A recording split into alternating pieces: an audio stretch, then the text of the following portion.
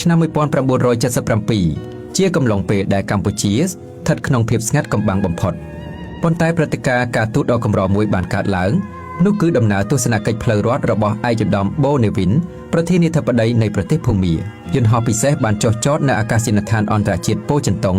នាំមកនៅគណៈប្រតិភូជាន់ខ្ពស់មកកាន់រដ្ឋធានីភ្នំពេញ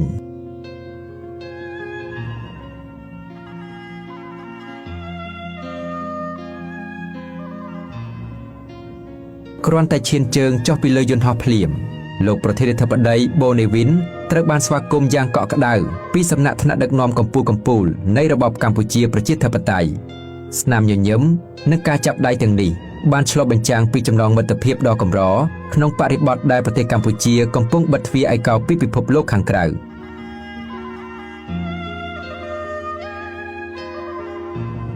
នាសម័យនោះភូមាដឹកនាំដោយលោកបូនេវិនក៏កំពុងអនុវត្តគោលនយោបាយមាគ៌ាភូមាឆ្ពោះទៅរកសង្គមនិយមនិងរក្សាជំហរមិនចូលបកសម្ព័ន្ធភាពស្រដៀងគ្នានៃមនោគមវិជ្ជានេះហើយដែលធ្វើឲ្យប្រទេសទាំងពីរអាចផ្សារភ្ជាប់ទំនាក់ទំនងគ្នាយ៉ាងជិតស្និទ្ធបើទោះបីជាស្ថិតក្នុងបរិបទសង្គ្រាមត្រជាក់ក៏ដោយ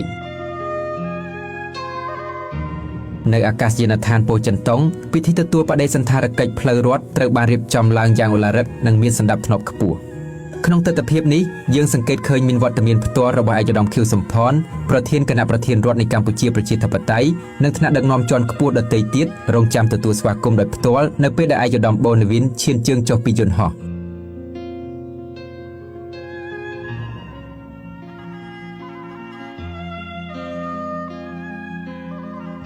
កងកិត្តិយសនៃកងទ័ពកម្ពុជាប្រជាធិបតេយ្យត្រូវបានត្រៀមលក្ខណៈនិងធ្វើការពិនិត្យដោយប្រមុខរដ្ឋទាំងពីរ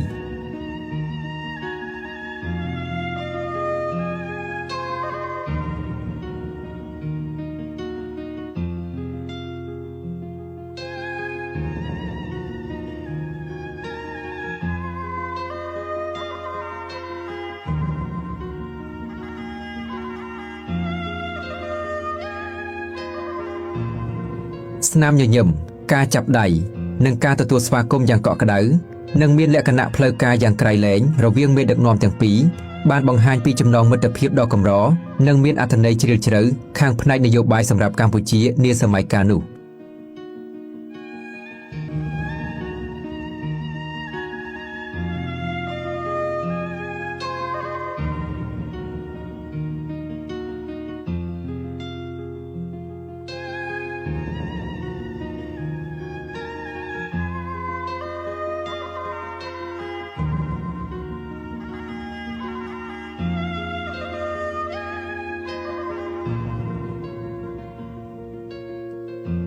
បន្ទាប់ពីពិធីទទួលបដិសណ្ឋារកិច្ចរួចមកគណៈប្រតិភូជាន់ខ្ពស់ភូមាដឹកនាំដោយឯកឧត្តមបូនេវិនបានអញ្ជើញចូលរួមក្នុងកិច្ចប្រជុំពិភាក្សាការងារទ្វេភាគីជាមួយថ្នាក់ដឹកនាំកម្ពុជានៃរបបកម្ពុជាប្រជាធិបតេយ្យ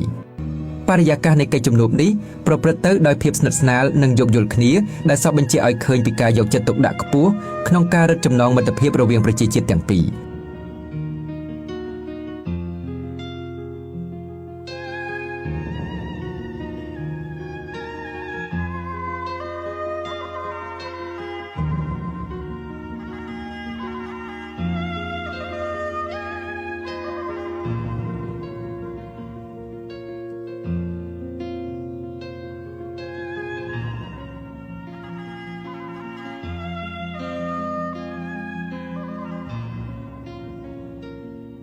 របៀបវារៈសំខាន់នៅក្នុងកិច្ចជំនួបពិភាក្សានេះគឺការពិនិត្យឡើងវិញនៅកិច្ចសហប្រតិបត្តិការទ្វេភាគីថ្នាក់ដឹកនាំទាំងពីរបានផ្លាស់ប្តូរទស្សនៈគ្នាទៅវិញទៅមកលើបញ្ហាតំបន់និងអន្តរជាតិដោយសង្កត់ធ្ងន់ជាសំខាន់ទៅលើជំហរមិនចូលបកសម្ព័ន្ធនិងគោលការណ៍រួមរស់ដោយសន្តិសហវិជ្ជមាននាសម័យកាលនោះ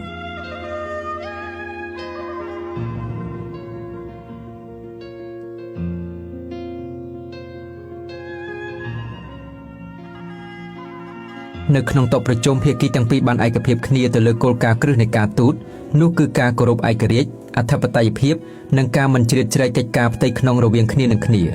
សម្រាប់កម្ពុជាកិច្ចជំនួបនេះគឺជារូបភាពដ៏សំខាន់មួយដើម្បីបង្ហាញពីការគាំទ្រផ្នែកការទូតពីប្រទេសជាមិត្តក្នុងកាលៈទេសៈដែលខ្លួនកំពុងប្រឈមនឹងភាពតានតឹងនៅក្នុងតំបន់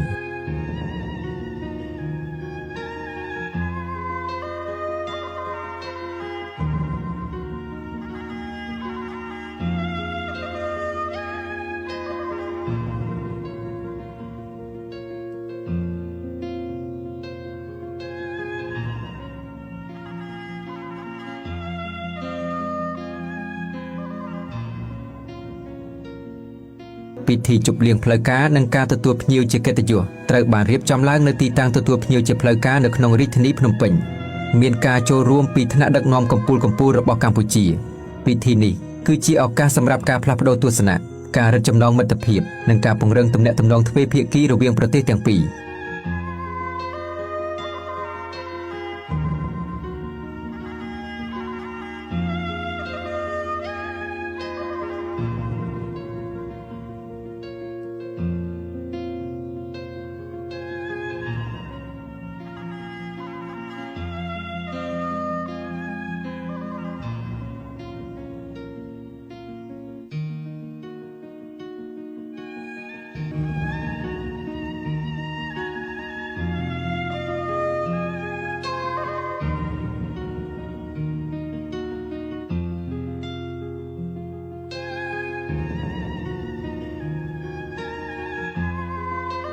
ក្នុងអំឡុងពេលទស្សនកិច្ចគណៈប្រតិភូភូមាត្រូវបានទទួលស្វាគមន៍ក្នុងពិធីជប់លៀងផ្លូវការ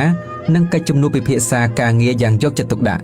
គោលបំណងសំខាន់នៃជំនួបទាំងនេះគឺដើម្បីពង្រឹងសាមគ្គីភាពទ្វេភាគីនិងផ្លាស់ប្តូរទស្សនៈគ្នាទៅវិញទៅមកជុំវិញស្ថានភាពនយោបាយនៅក្នុងតំបន់អាស៊ីអាគ្នេយ៍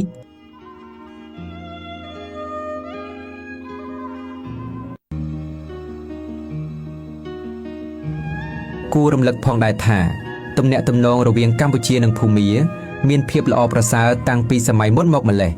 ហើយលោកបូនេវិនផ្ទាល់ក៏ធ្លាប់បានអញ្ជើញមកកម្ពុជាកាលពីអតីតកាលដូច្នេះដំណើរទស្សនកិច្ចក្នុងឆ្នាំ1977នេះគឺជាការបន្តរក្សាខ្សែចំណងចាស់ក្នុងរបបនយោបាយថ្មី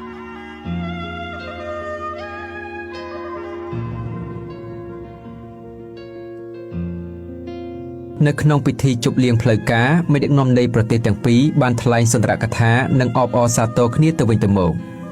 ខ្លឹមសារនៃសុន្ទរកថាទាំងនោះភាគច្រើនសង្កត់ធ្ងន់លើគោលការណ៍គោរពអធិបតេយ្យភាពមិនជ្រៀតជ្រែកកិច្ចការផ្ទៃក្នុងនិងការគាំទ្រគ្នាលើឆាកអន្តរជាតិដែលជាស្មារតីយ៉ាងរឹងមាំនៃចលនាមិនចូលបកសម្ព័ន្ធ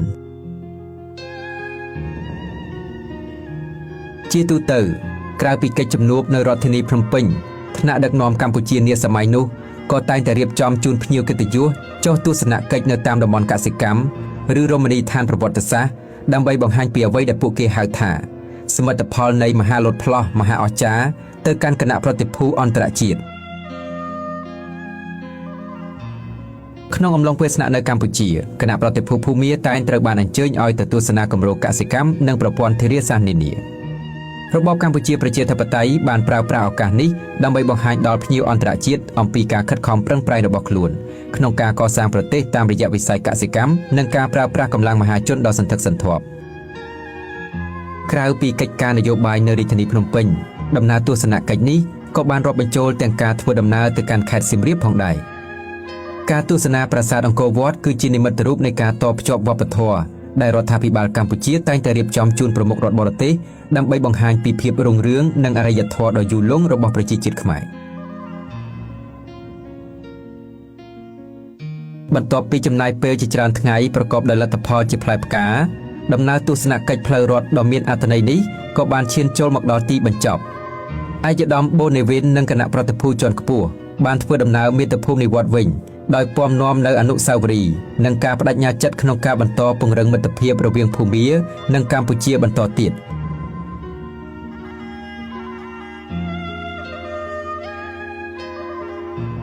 ទោះបីជាយ៉ាងណាក៏ដោយទំនាក់ទំនងការទូតដ៏ស្អិតរមួតនាសម័យនោះមានរយៈពេលខ្លីប៉ុណ្ណោះមុនពេលរបបកម្ពុជាប្រជាធិបតេយ្យត្រូវដួលរលំវីដេអូឯកសារនេះមិនត្រឹមតែបង្ហាញពីព្រឹត្តិការណ៍នយោបាយប៉ុណ្ណោះទេតែជាការចងក្រងទំព័រប្រវត្តិសាស្ត្រមួយដ៏កម្រដែលអនុញ្ញាតឲ្យកូនចៅជំនាន់ក្រោយបានសិក្សានិងស្វែងយល់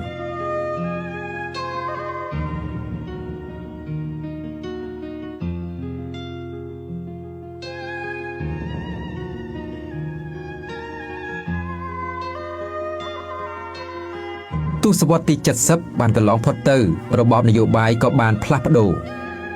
ប៉ុន្តែខ្សែវីដេអូឯកសារមួយនេះនៅតែជាភស្តុតាងប្រវត្តិសាស្ត្រដ៏កម្រនិងមានតម្លៃបំផុតដែលកត់ត្រានៅព្រឹត្តិការណ៍ការទូតនាសម័យកាលដ៏ស្ងាត់កំបាំងនៃប្រវត្តិសាស្ត្រកម្ពុជាសូមអរគុណសម្រាប់ការទស្សនា